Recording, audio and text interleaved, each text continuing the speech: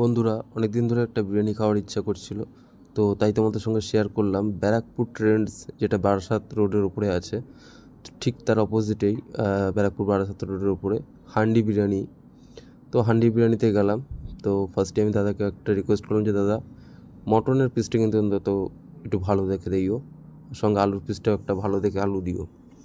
তো দাদা দিল, কিন্তু আমি রাইসের কথা বলিনি, রাইস কীরকম পরিমাণ তারা দেয়। তো যখন তিনি রাইস তুললো, দেখলাম যে ঝরঝরের রাইস, খুব সুন্দর, এবং রাইসের পরিমাণটাও খুবই ভালো।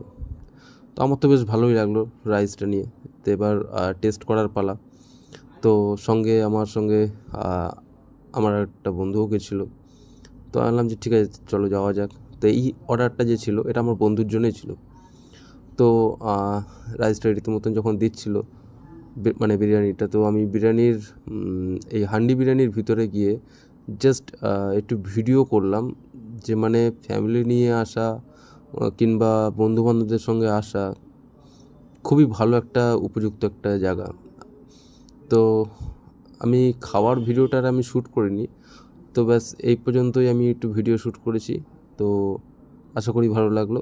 তোমাদের যদি ভালো লাগে তো এসো ব্যারাকপুর হান্ডি বিরিয়ানি।